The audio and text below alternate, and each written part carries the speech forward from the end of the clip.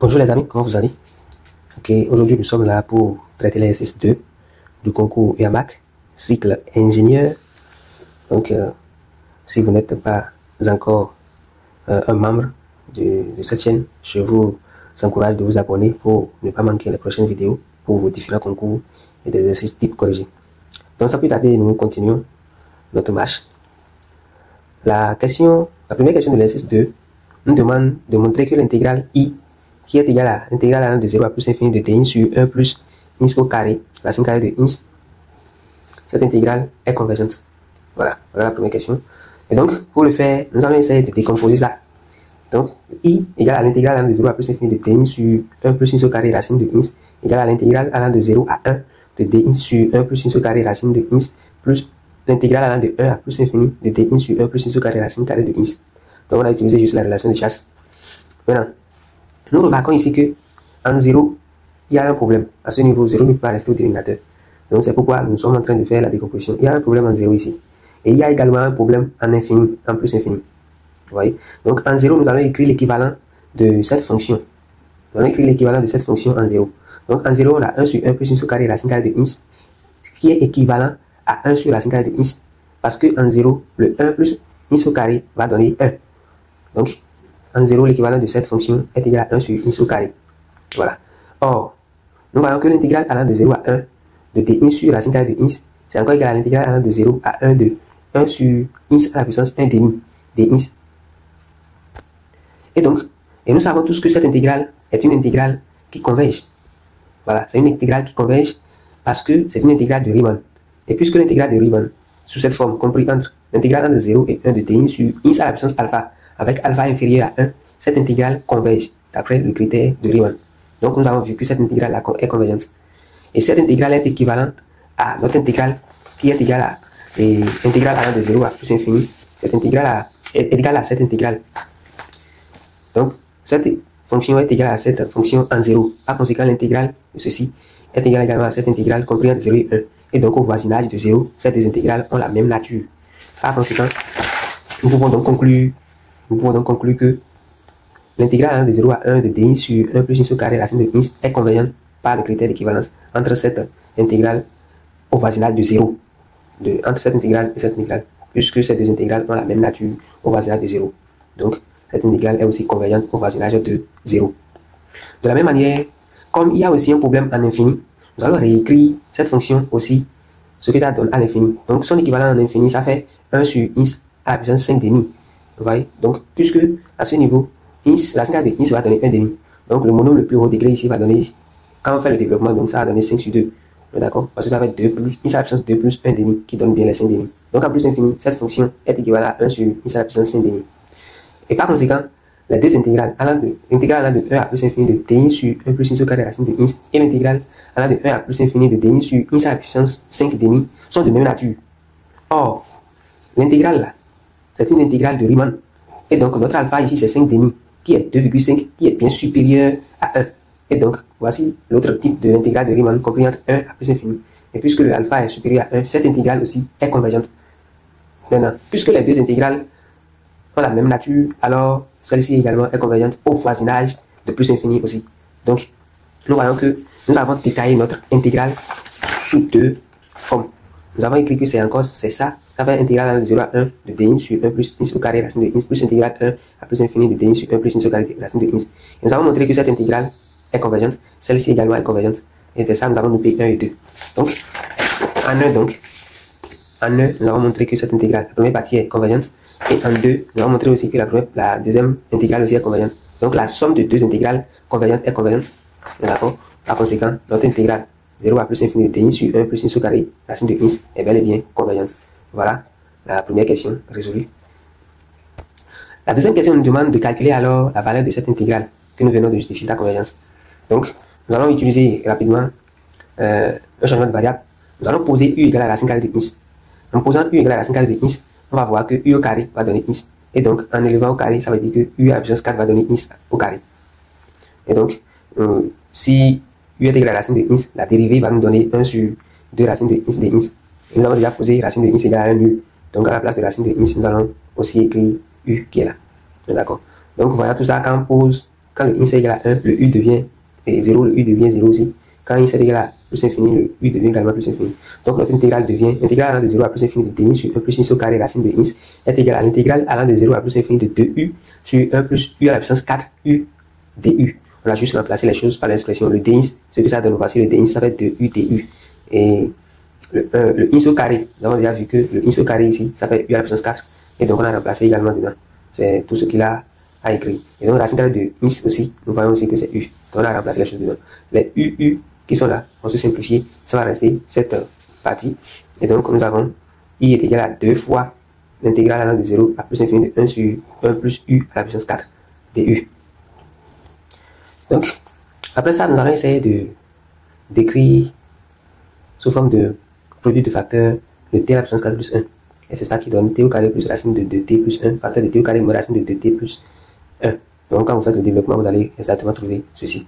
L'objectif, c'est d'écrire ou de décomposer en éléments simples notre fraction et fonction qui est ici, 1 sur 1 plus t à la puissance 4. Nous voudrons donc l'écrire sous forme décomposée. Donc, on veut décomposer ça. Donc, 1 sur t à la puissance 4 plus 1, ça fait at plus b sur t au carré plus racine de 2t plus 1 plus ct plus d sur t au carré moins racine de 2t plus 1. Et donc, nous allons rendre ça au même dénominateur. Donc, on fait ceci fois ceci, plus tout ceci, fois également ceci, divisé par le produit de ces deux qui sont dénominateurs. Et donc, voici ce que ça donne. Donc, ça fait at plus b facteur de t au carré moins racine de 2t plus 1 plus ct plus d facteur de t au carré plus racine de 2t plus 1 divisé par tout ceci qui est également encore à 1 plus t à la puissance 4. Et donc, en regroupant les choses, nous allons retrouver que le a plus c est égal à 0 et que moins a racine de 2 plus b plus c racine de 2 plus d égale à 0, a moins b racine de 2 plus c plus d racine de 2 égale à 0, b plus d égale à 1. Et donc par là, on peut tirer rapidement le c qui est égal à moins a et le d qui est égal à 1 moins b. Donc ces deux expressions, on peut aller remplacer ça dans ces deux équations restantes pour trouver notre expression. Et donc en remplaçant dedans,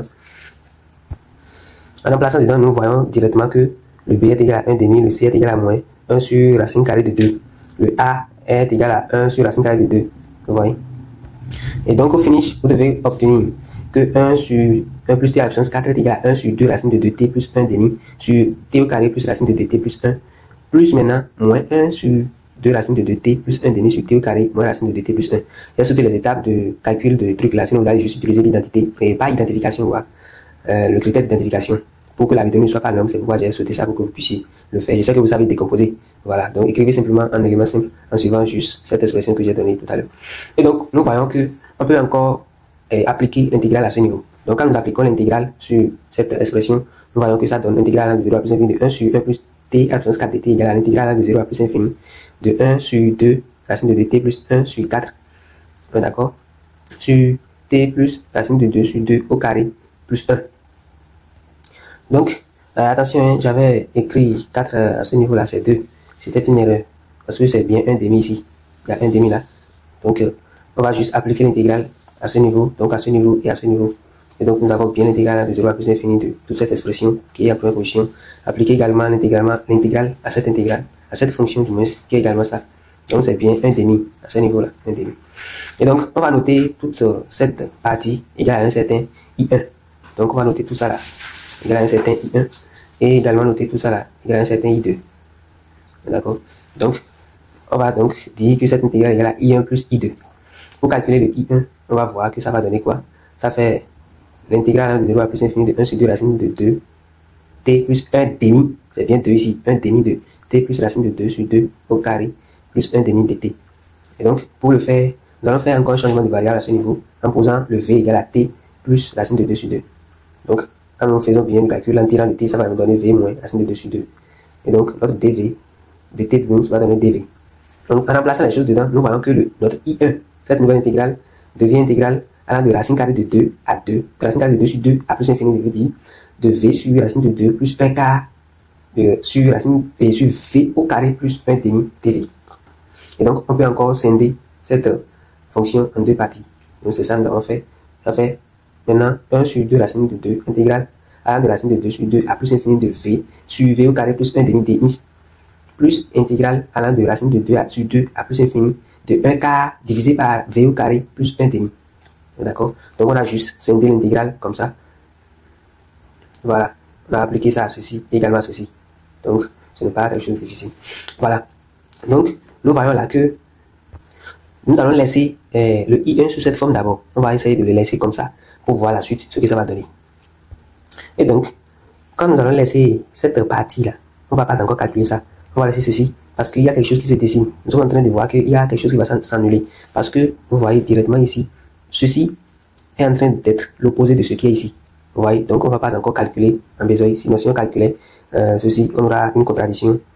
On aura à mal faire quelque chose parce que ça va nous donner quelque chose d'infini. Alors qu'on ne peut pas faire, on ne peut pas annuler l'infini avec l'infini. C'est impossible. Donc on va laisser cette intégrale là comme ça. On ira maintenant calculer cette intégrale allant de racine de 2 à 2 sur 2 à plus infini de 1 quart sur v au carré plus 1. On va calculer ça d'abord. Et donc cette intégrale de racine de 2 sur 2 à plus infini de 1 sur v au carré plus 1 demi. Cette intégrale nous donne directement racine de l'intégrale allant de racine de 2 sur 2 à plus infini de 1 sur 1 demi facteur de 1 plus racine de 2 v au carré. Donc j'ai juste factorisé par 1 demi. Et donc ça me donne cette expression qui est là. Et donc nous voyons clairement que ce 2, on peut encore réécrire ça d'une autre manière. Ça va faire racine de 2 fois racine de 2. Donc ça nous donne donc racine de 2 multiplié par l'intégrale racine de 2 sur 2 à plus infini de racine de 2 sur 1 plus racine de 2 v le tout au carré. Donc l'objectif c'est d'avoir la fonction de la primitive de arc tangente. Donc nous voyons bien là que cette intégrale qui est ici devient directement arc tangente. Racine carrée de 2 d'abord, hein, arc tangente de racine de 2v, compris entre racine de 2 sur 2 et plus infini. Donc de même, pour l'intégrale I2, nous allons poser U égale à T moins racine de 2 sur 2. D'accord? Donc I2 devient directement intégrale allant de racine de 2 sur 2 à plus infini de moins U sur 2 racine de 2 plus 1 quart sur U au carré plus 1 demi DU.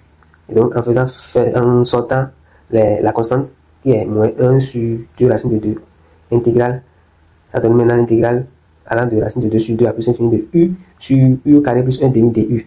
D'accord? U au carré DU DU plus maintenant 1 quart. On a juste scindé ça comme ce qu'on vient de faire tout à l'heure. On a juste écrit ça en deux tranches. Donc plus 1 quart de l'intégrale allant de racine de 2 sur 2 à plus infini de 1 sur U au carré plus 1 demi DU. Et donc on va réécrire encore notre I au départ. Donc 1 demi de I. N'oubliez pas que notre I c'est égal à 2 fois l'intégrale allant de 0 à plus infini de 1 sur 1 plus U à puissance 4 DU. Mais on est allé calculer cette intégrale seule. Donc ça reste le 2 qui est là.